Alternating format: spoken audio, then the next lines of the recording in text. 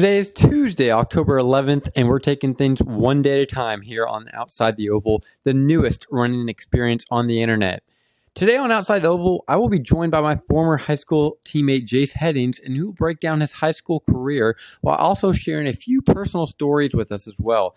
From how he fell in love with our beautiful sport to his indoor state championship and even his unfortunate ending to his collegiate running career, Jase tells all in this incredible interview, and I've got to admit, this was the most fun I've had in a while since I've started this podcast. I really hope you guys stick around for a few short minutes and enjoy my conversation with one of my best friends. But real quickly, before I show you the interview, we of course have to talk about this upcoming week and what we can expect from my favorite meet of the year, the Nutty Comb Invitational. Nutty Comb is always one of the biggest meets of the year, and once again, it is sure to be a good one. On the men's side, top-ranked BYU will once again take on Stanford and Northern Arizona as Oklahoma State hosts the Wise Crockett Invitational on their national championship cross-country course. Whereas on the women's side, NC State and New Mexico will duel, while Sally McCabe from West Virginia is the next runner to step up to the plate, and will she be able to take the call against the national frontrunner, Caitlin Toohey? I'll start by saying this. I think it is pretty cool that we get to see these three men's teams, these three powerhouses, going head-to-head in the regular season once again. It should probably give us a more clear picture as to what to expect in Stillwater come nationals. I really think this week we're going to see Stanford prevail. I know this offseason I really harped on Oklahoma State, but Stanford's got to be the team to beat right now, in my opinion. I really think Charles Hicks is finally going to break through and win the individual title. And with Kyle Robinson hopefully returning this weekend and Thomas Boyden really stepping up in a big way for the squad, I just don't see a way that this team falls this weekend especially. But NAU is very interesting, though, and I would imagine Brody Hasty will be racing this week. And, of course, the heat sheets are not out yet, but with the addition of Hasty and making the assumption that George Quaish doesn't completely fall apart like he did at the Cowboy Jamboree, I think the Lumberjacks are more than capable of winning this race. And for now, I'm going to stick with Stanford, but I'm starting to sell myself a little bit more and more on this NAU team as we progress through the season. But on the women's side, I believe it is going to come down to one thing, and that is going to be who jumps on the plane from Raleigh, North Carolina, and ends up making the trip to Madison, Wisconsin. I think the Wolfpack, we have seen what they can do with limited runners, but the big question is if Sam Bush and Kelsey Chemmel will both race this weekend. That remains to be seen. But regardless, I do think Toohey will be the individual champion of the Nutty Comb Invitational, and I would probably be silly not to pick the Wolfpack to win as much as I've been hyping up New Mexico as of late. But looking elsewhere, there is still plenty of racing going on. Like I mentioned before, Oklahoma State is busy hosting their pre-national meet, while the University of Virginia, they're going to host Wake Forest at the XC23 Invitational, and Texas A&M will be hosting the Arturo Burrios Invitational, which I will be racing this weekend. And I'm really hoping I have that breakout race that I've come on here and said multiple times I'm expecting to have. Really looking forward to the trip back home to Texas and being in the great state of Texas once again. But for now, I will send you to the next segment of today's show. Please enjoy my conversation with Jase Headings. Joining us today on Outside the Oval is Jase Headings. I went to high school with Jase while I lived in Ohio, and I'm so excited to have him on the show today. Jase, thank you so much for joining me today. Yes, of course. I'm happy to be here.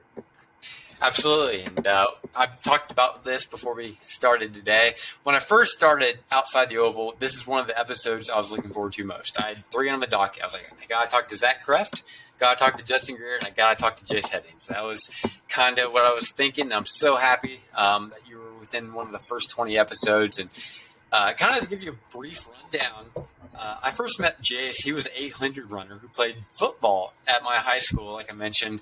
And at the time he graduated, I considered him my best friend. And all that really happened in the span of 18 months. So our relationship really blossomed into what it is today. I'm so lucky to have a friend like Jase. And like I said, very excited to have him on the show today.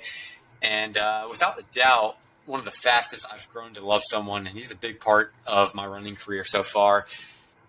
Jase, when you first started high school, not thinking too much about track, and if I remember correctly, it was not just something that you loved; it was something you just kind of did. I remember when I was first coming into my freshman year, and I was deciding between running and playing baseball. Coach Krebs, who I've mentioned on this podcast before, as he was a coach in Ohio, he tried to sell me on the sport by talking about you a lot. He felt like the two of us would become good friends, and he was definitely true on that. And he really thought that we'd help each other achieve that next level of greatness we expected in that program.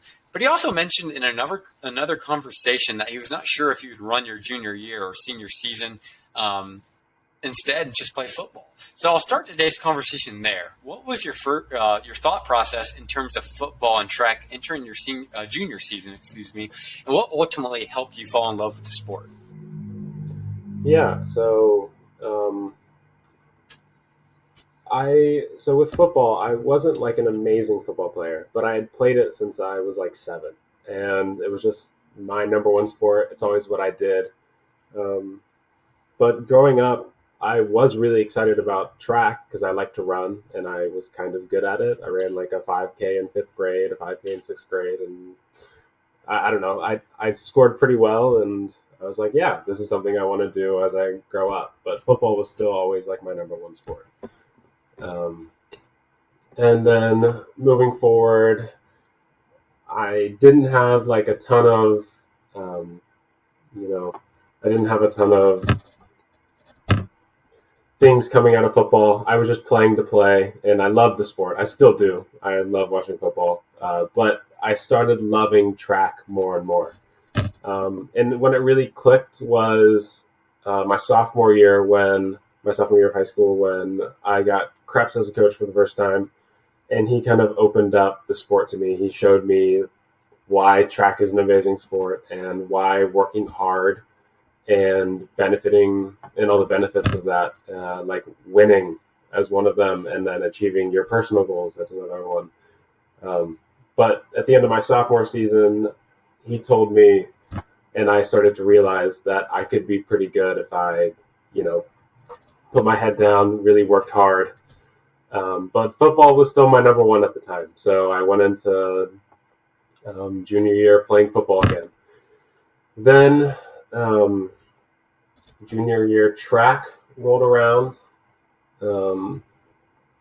And I thought, okay, let's really focus on this now. I've got a good thing going now. We're gonna put our head down. I'm gonna put my head down, and I'm gonna really focus on track this season.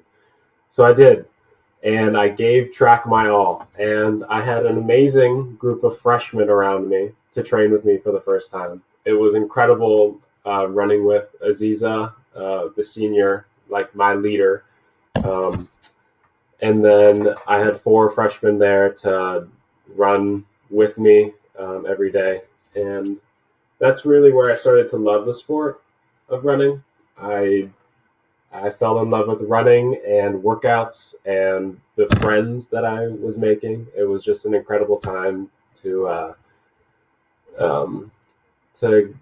get into it, because we were just a small little team. We were all really close. We would hang out outside of practice, and we would have fun at practice. So the atmosphere, the environment, it was just a really good thing.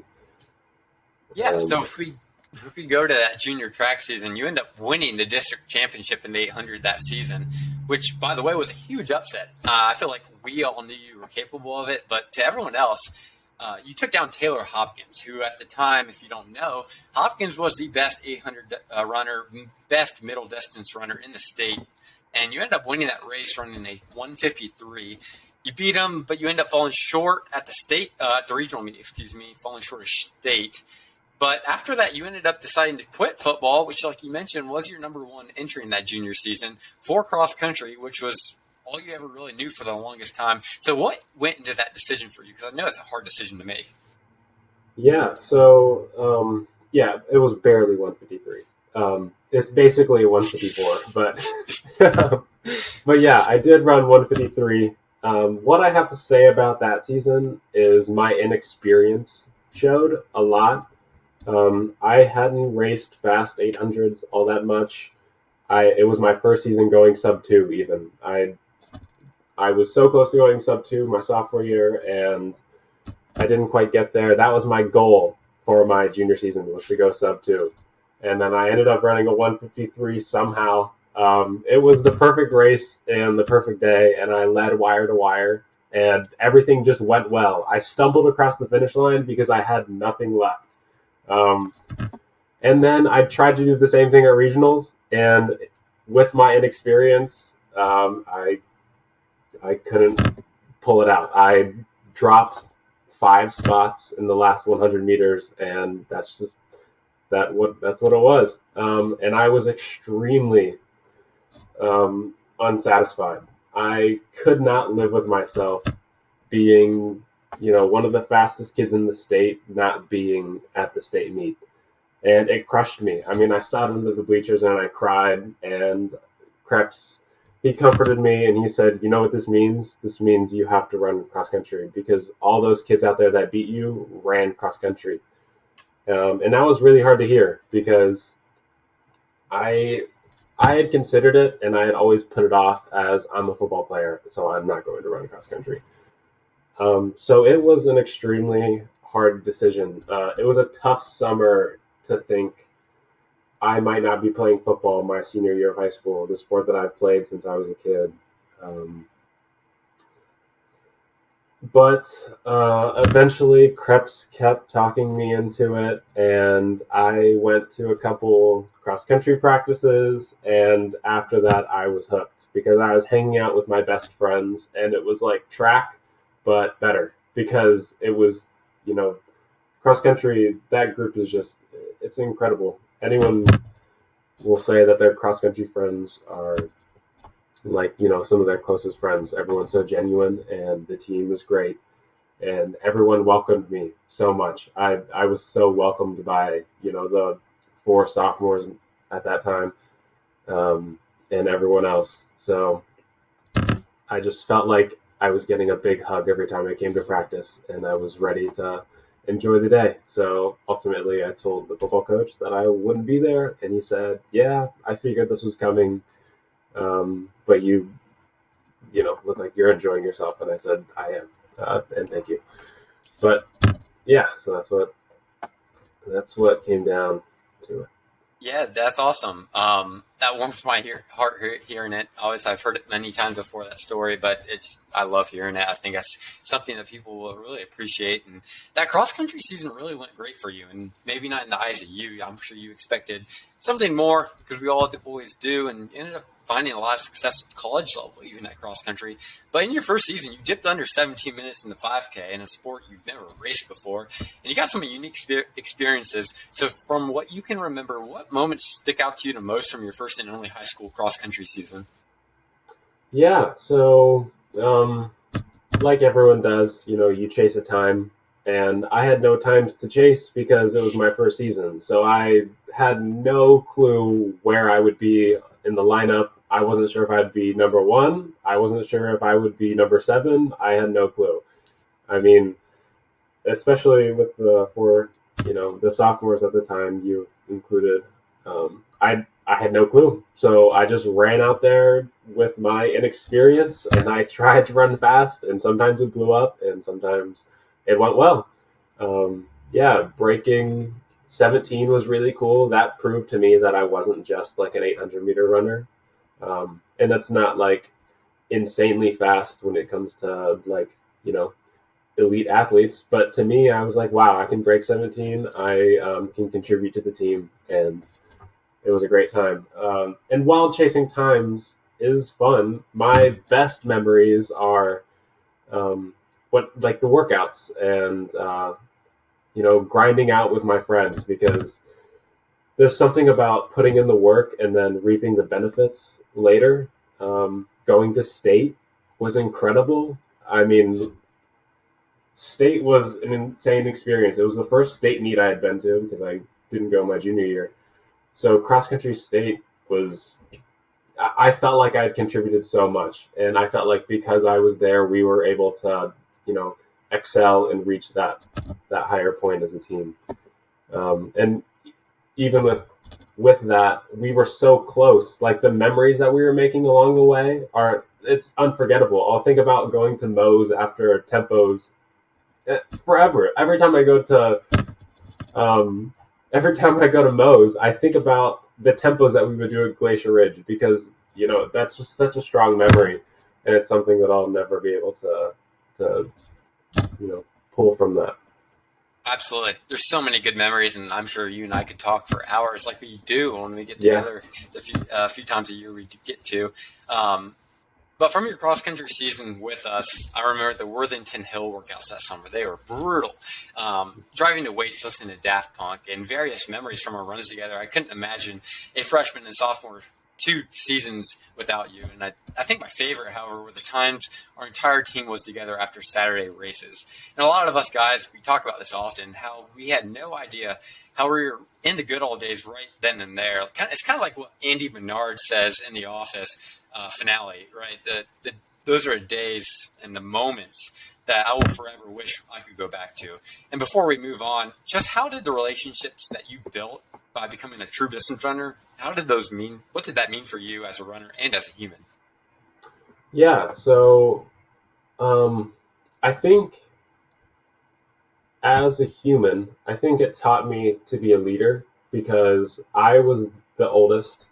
I mean, there was a group like 2 grades younger than me, and while they were all they were leaders as well. You were a leader, Luke was a leader, Mike was a leader, Zach was a leader.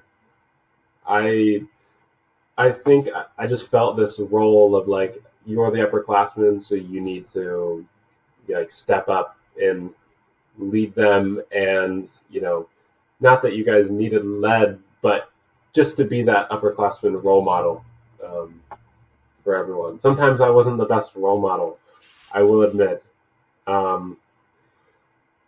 but that aside, I feel like it taught me some key leadership. I feel like I had some key leadership moments there. Absolutely. As a runner, it really just taught me to love the sport because I saw the friendships that you can make out of the sport, and I saw,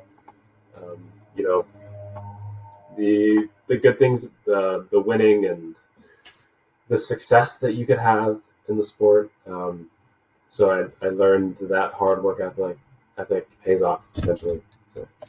For sure. And as we came through junior high, we really only had that one core member that was there throughout the entirety of our careers. Cole Schrock, I'll give him a shout out real quick. We really appreciated everything he did.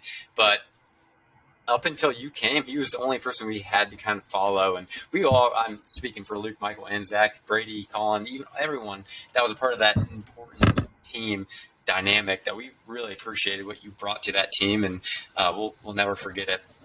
But moving on, after that cross-country season, that track season went very well for you. And we can't go without discussing that indoor season because that was so special. There was kind of this aura surrounding you entering the senior season. I know Coach Krebs can attest to this. I remember Coach Walters, I believe it was, from Olentangy Orange, came up to him. He's like, "Do you really think you can go sub 2 in the indoor season?" And Krebs was like, "Oh, he's going under 2 for sure." And that kind of, you went out and did it. You proved to everyone why. And you went out there and you won the indoor state championship that year. And I'll let you tell that story because that's such a special story. I got to let you tell it firsthand. How did that race go? Yeah, there was something about the indoor season that year. We had raced the year prior, all unattached. None of us, we didn't have a real indoor team. And then that year we had an indoor team, and it was serious because we could go to the state meet, we could go to all the big meets, and we could all go together. And it was a great time. We went to a couple indoor tracks. That was the first time that we were able to do workouts as a team at indoor tracks. So that was really fun. And I had just raced cross country, and I was running indoor for the first time really seriously. And I was trying to meet my time. I was trying to see how fast I could run, maybe best my time. but I was also just like having fun along the way because I didn't want to, get too burnt out or anything, or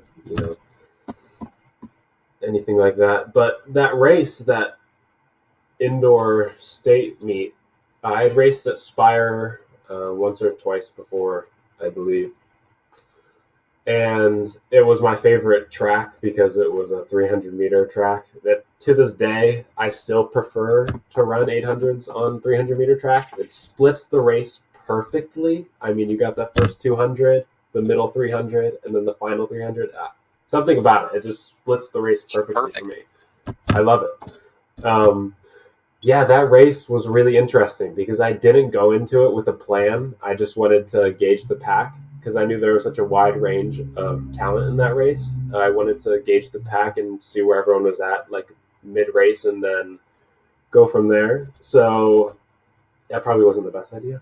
But I also went into that race with a sinus infection, so I had no hopes at all. I was like, well, what happens, happens. I don't know how this is going to affect me. But we'll see how it goes. So yeah, that race started. It was a huge pack. No one wanted to take the lead, including me. I didn't want to take the lead. So we just kind of cruised at a slow pace. I don't even know what we came through the 400 in, maybe like 60, 62 or something like that. It was something really slow for what we should have been running. So I was just chilling like mid back of the pack. And then the last lap comes around, and I start to see Chandler Wilhelm start to go. And he is like the guy that I knew would go, and I needed to go with if he were going to go. So I see him go, and I follow. And so, I'm chasing outside the pack, just trying to get to the lead and trying to catch up with him as much as I can. And we get to the last like 50 meters, whatever it is, and I'm a meter or two behind him, and I am running for my life. I am trying as hard as I can to catch up. And I have so much left in my legs because we just jogged the first 400 meters. And I'm pushing as hard as I can, and all I'm thinking is, please let me catch up. Let me catch up. Let me catch up. And I'm pushing my body to the max, and I see him start to pull up a little bit, and all I can do is go horizontal, and I bend all the way over. I lean my chest out as far as I can at the line to try and pass him. And as soon as the race finished, I'm getting goosebumps right now thinking about it. As soon as the race completes, all I can think of is, that was an insane kick. I need to hug you. So he turns around, I turn around, and we embrace. It was like so perfect. We were so excited about the moment. And then after that, we both look up at the scoreboard and await the results. And it was like the longest 5 seconds of my life for these results to come in. It probably wasn't even 5 seconds. It was like probably like 2. I don't know. But all you see is the first name pop up, and it says Headings. And I'm like, yes! And the stands go crazy. I can hear Amy Malone screaming and my mom screaming. It's just an incredible moment. And I know there was some disappointment for Chandler, but it was just, in the moment, I pushed so hard there. And while it wasn't a fast race, it was like a 156 or a 157. Which isn't anything to turn your head to, but it wasn't like the time I was going for, but the experience of it, just like kicking so hard, and it was just, put everything out there, balls to the wall. We were both kicking as hard as we could. And then that horizontal lean at the end, and I watch videos now, and I still never think that I'm going to catch him in the end. I still get so anxious. I get that like pit in my stomach. That I'm like never going to catch up to him. I won't beat him in the race. And every time like it pops up on the screen and the crowd goes crazy, I'm like so relieved. I'm like, you got him, Jase, you got him. It's just, it's such an incredible moment to think about. And I probably go back and I watch some of my races, like, I don't know, once a year or so. And I still get that, like that little feeling, that little anxious nerve, like, you won't catch up with him. But yeah, that's awesome. I remember exactly where I was. Me, Luke, and our coach T Mac was on the bleachers far end. I think like 150 to go, and we were watching. I remember T Mac did his little classic lean back. He's like, I don't think he got him, and Yeah. me and Luke both looking at each other like he didn't get him, because you're right that the results took a while to post, and then I hear your mom scream, because I was watching you at the time because you're hugging Chandler, and I look at the screen and it says Headings first. I'm like, holy cow! I don't think I've ever been that happy for a teammate in my life. I was so proud of you at that moment, and it's a moment that even though I wasn't racing, I'm gonna remember for such a long time, probably for the rest of my life. Can't imagine being in your shoes. It's crazy how close it was too. It was like, I think it was like 2/1000ths of a second or something like that. It was something like 2/1000ths or 3/1000ths or something crazy like that. It was like 0.778 to 0.776 or I don't know. I don't remember the exact, but it was extremely close, and it could have gone both ways. I think I just happened to get the goal. That's definitely why the results took so long, is because it did come down to point blank, and then like 1 second at that moment, because I mean they had to probably check the film and see who outlaned each other. It's just a great moment. I'm definitely going to use that photo for the kind of advertisement for today's show. Awesome, yeah. Outlaning Chandler, and Chandler's a great sport, great guy, and but in that moment you were the one coming out on top. Such an awesome moment, and the rest of that outdoor season really went well for you. Unfortunately, Chandler, who we just mentioned from Heath, kind of exacted his revenge. He won the outdoor championship that season, but he still podiumed, came in fourth, and had a very strong close to your high school career. So if you had one takeaway from high school, considering everything that's happened since, what would that be and why?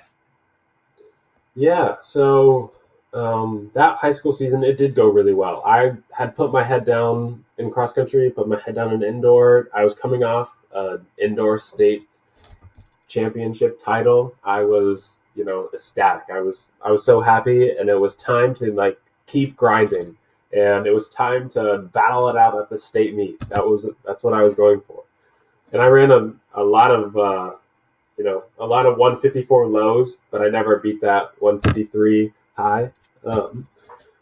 But that's okay. I was very consistent. I'll say that. Then at the state meet, I just fell a little short. I was not satisfied at all with that showing.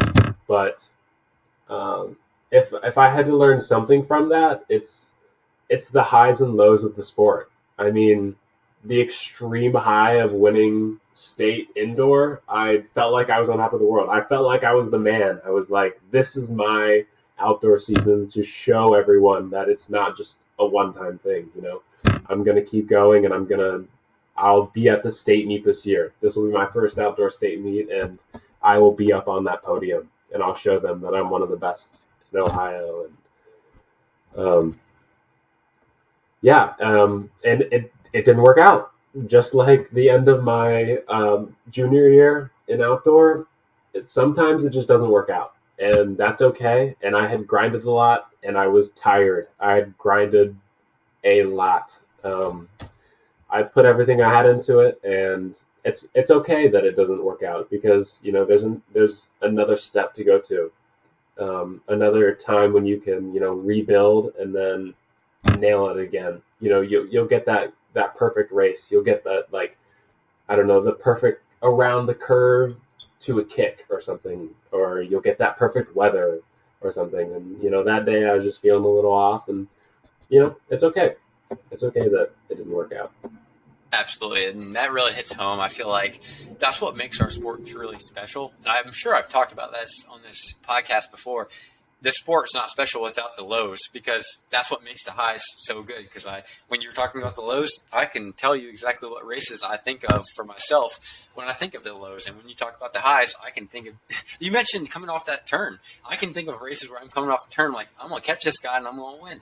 And that's those moments there. And that's ultimately why I named this podcast Outside the Oval, is because moments like that make it so special, that from the highs to the lows, just this sport is beautiful in every which way. Yeah. But from high school, you ended up going to Cincinnati, and you kind of popped off the scene. I remember when I came down to Texas A&M, I didn't really understand to the extent of how well you ran that day, but You dropped a 151 during your true freshman indoor season in the 800, and you even scored in a very competitive distance conference, the American. So what was your first indoor season, or your entire first season at Cincinnati like for you? Yeah, so I went into Cincinnati not running cross country, but I was training with the guys every day. I was running more mileage than I had ever ran before. So I was piling week after week, building a base for indoor, and I went into indoor extremely fit, the most fit I've been in my life up to that point. So I was ready to pop off. It was my first race of 2019 or yeah, 2019, and or sorry, it was my second race of 2019. I had actually PR'd the night before that 151 in the relay, so I was very confident that I was going to PR the next day. I was still extremely anxious, which is a very common theme for me. I get like very anxious before races, but I was very confident that I could PR, and I was very excited for the Open 8 the next day. So then that race came, and I did pop off. I was in like maybe the third fastest heat or something like that, so it wasn't anything crazy. I wasn't coming in with like some crazy time, but my coach threw in a 153 because he thought I was fit, and I ended up running a 151 and winning the heat and thinking, wow, that was incredible. The race played out pretty perfectly. I had like a great pacer. I made all the right moves at all the right moments, and that just resulted in the great race that it was that day. Then through that season, my goal was to score at conference because scoring at conference likely meant scholarship, and that's what I was going after. That was like my goal, was to prove that I should get a scholarship on the team because I was a walk-on. And that's just what I continued to grind through indoor, and I got seventh at conference, so I was 1 point shy from eighth, or one place shy from 2 places shy from not scoring. But the final was the most nerve-wracking thing about the indoor conference meet, was because you had 2 or 3 heats of 8 people each, and then only 8 made it to final. If you made it to final, you scored, but you had to make that final, and that was what my coach, he really nailed that. He said, you need to be in that final. No matter what, you go all out in the prelim, and once you're in that final, you score. So he made it very, very clear that I needed to be in that final. And then through outdoor, I actually ended up getting like extremely bad shin splints to the point of stress fracture. So I wasn't able to race outdoor my freshman year.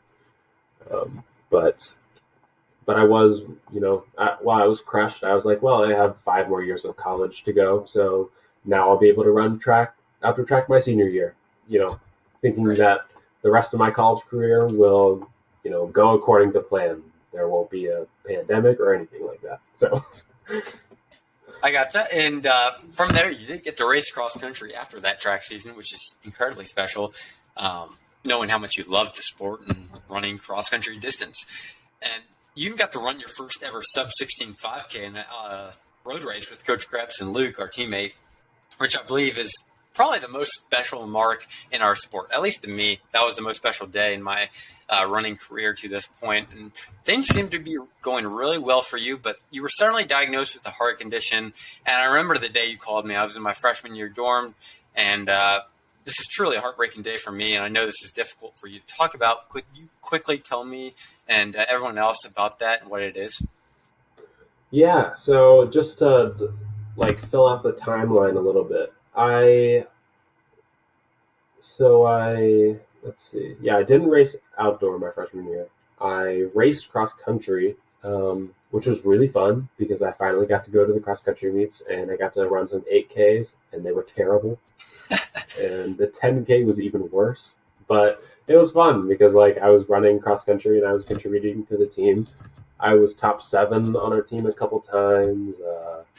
I think the highest I was ever on the team was like 6th on the team. But anyway, it was just such a fun time to be able to run cross country again and race. And yeah, so then the sophomore my sophomore indoor season rolled around, and again I scored at conference. I got fifth that time. I almost bested my PR. I ran like 2/100ths of a second behind, 2 or 3 100ths of a second behind that. So I was really confident. I was like, I'm fit right now. I can PR this season. It didn't happen, but that's just the way it goes sometimes. And then COVID hit, so outdoor didn't happen. I was nearing the end of my, I'd finished my sophomore year of college, and I still hadn't run outdoor. I still hadn't run like an outdoor 800, which blew my mind. And I had also PR'd almost twice in indoor. So I was just, riding that, and I was like, well, we'll see where this goes. No one knew where COVID would go. No one knew what was going to happen. But then, going into my junior year, I was diagnosed with a heart condition. So they originally found it with a stress echocardiogram, with a regular echocardiogram, and it looked kind of off. So I just got test after test after test that they kept ordering, and they kept finding more and more things. Basically, so I have hypertrophic cardiomyopathy. It is a heart condition where your heart is just a little bit too big in some spots, and that can cause some palpitations and some regurgitation on the backside. And that was very dangerous for running. And it's been found in a lot of athletes, and it's like one of the highest like collapsing events, like causes in college, which is crazy in all sports. But so they said, this was actually 10 days before my 21st birthday. I was officially diagnosed with the condition, and I was told that I won't be able to race anymore, and I was extremely crushed. And then they also told me that I'd have to get a device in my chest that would monitor me once a day, like all day long, and it would protect me in the case of any event. And I wasn't even 21 yet, and I honestly, like, I lost my mind. I just didn't know what to think, really, because how are you going to tell, a 20-year-old that he's not able to do the sport that he loves, that he's grown to love over the past 4 years, and that it's just like stripped away like that, and that his whole life is going to be different in college and all throughout, the youth and growing up. So yeah, that was really hard to hear. I'm kind of at a loss, because thinking back to that time and how anxious I was and how much my life changed in like that 2 weeks. I got the surgery to get the device, and then I had my 21st birthday, and I'm like, I guess I should be celebrating my life right now, because I could just be dead. Like, I could have just, collapsed on the track in the middle of an 800 during indoor or something. I should be lucky for this, that I'm here. But then again, this sport that I love is gone. I can't even, excel at what I've done, and like work hard like I've always been doing. Here's my cat Ruby. Just wanted to make another an appearance, positive. I guess. And we'll get to this later. That's another positive that has come since then. Ruby, the cat. Yeah, she is. She's my little buddy. She loves coming and sitting on my lap while I do homework. So that's what she's coming to do right now. Make some biscuits on me. So yeah, that was really tough to hear, that my seasons were over, and my collegiate career was over, and my competitive running career was over. I couldn't race anymore, and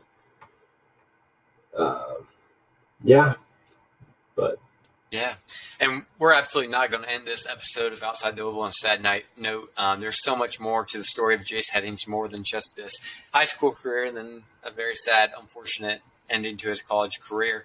But like I mentioned earlier, so much good has happened since then. I would say every time I see you, you always have a smile on your face, and you act incredibly happy, which brings a smile to all of our faces, from me, Luke, my parents, everyone who has been directly involved in your life. So with that, I want to tell everyone how excited I am for you. You've decided to run the Columbus Marathon later this month. So kind of to shade over everything good that has happened, I believe it's this October almost. The Columbus Marathon is happening. You're running your first ever 26.2 mile race. Could you talk a little bit about that and why you chose to run that race? Yeah, so a bit of an asterisk. I'm not able to run the marathon yet because my cardiologist said I'm not allowed to safely. They won't clear me to do it yet. That being said, that is my goal now. Like, you have goals as a collegiate athlete and, as a competitive runner to hit times and like score or get scholarship, but that's not really in the cards for me anymore. I can't go after those goals anymore. But as a runner, I've always wanted to run a marathon. That's just one thing that runners really typically want to do. Serious runners. So that is still my goal, and I still think that with my condition, I can do it safely. I just need to be prepared, and I need to be safe. And there will be a time for that. Unfortunately, that time is not now. I am now going to run the half marathon and pace my high school coach Krebs, who we mentioned earlier, through half of his full marathon. And I'm really excited to, run a race again. I'm not going to be racing it, but I will be, I have a goal for the race to pace Krebs through 12 and a half. And I'm really excited to do that coming up. And the moment that I'll be able to run a full marathon will be one of the happiest days of my life, because I can't wait for that day. And the moment that I cross the finish line of a full marathon, I guarantee you I will bawl, because that will be extremely emotional for me, just to be able to cross the finish line again of an extremely important race. That means so much to me as a runner and as like a human conquering that, and as someone with this condition conquering that. I think it'll just be an incredible day, and I can't wait for it to come. And that's really the reason why I run now. It's not for like the times or anything anymore, but it's just I feel like I've always been like a hard worker, and that really started in high school when I started to get serious and into running. But I can't stop. Running is what I love, and working hard is what I do. So why not continue to do both of them? Safely. But I'm really excited for that time that I can run the full marathon. But for now, I will just pace my high school coach through half, and that is good enough. But I'm hoping that in the next couple of years, I can safely be cleared to run that. Absolutely. I'm so excited for you to be able to pace Krebs this upcoming Columbus Marathon, which is such a great event for our team. We would always go out to it. But one thing Coach Krebs always did before almost every season, I feel like, track, cross country, indoor track, whatever it is, he'd always preach like, look, my end goal, I want as many as my former athletes to line up on the marathon. I know you, me, Luke, Michael, Zach, many of us have always had that desire. We want to fulfill that goal of his, to be able to line up next to him before a marathon and all finish it together. And that's something I think we all are going to do at some point in our lives, and I'm looking forward to that. And shout out to Coach Krebs. Thanks for putting that goal in our head, especially Jase. Really excited for his first marathon. And one last question before we go. I didn't put this on the script. I didn't want to tell you about it. Okay. I feel like this entire episode is a great way to finish it. You've had so many ups and downs in your running career. It's been an awesome career, and I've had such a great time becoming your best friend because of it. But there's so much more to running than just running. This sport brings us, like you and I, we've got brought together because of this one sport. If you played football, we wouldn't be here today. So I'd love to hear, after everything happened at Cincinnati, you've had I feel like you've been, like I mentioned, you've been so happy. A lot of great things have happened to you. What else has happened in the life of Jase Headings that you'd love to share? Maybe a shout out to your parents because they are such great people. They've provided you so much. Like, what is going on in the life of Jase Headings, and what else are you appreciative of? Sure, yeah. Well, I feel like I've grown a lot. College has changed me for the better. I am not completely, but I have definitely found myself as I've gone through college. It's been just like an incredible experience for growth and finding out who I am.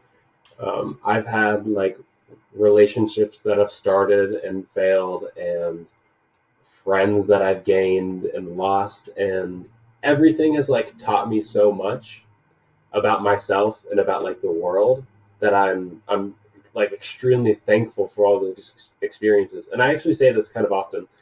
I don't think I would change anything about like the past, maybe about like my college, like in high school. I really enjoyed like everything, but I think it's because I can look back on it and see what I've learned at every like major crossroads. There was nothing like huge that I would that I would do differently. I really like I see the reason for everything, and I see who I've become because of everything, and I just really cherish that, and I think that's really something really important to notice in your life.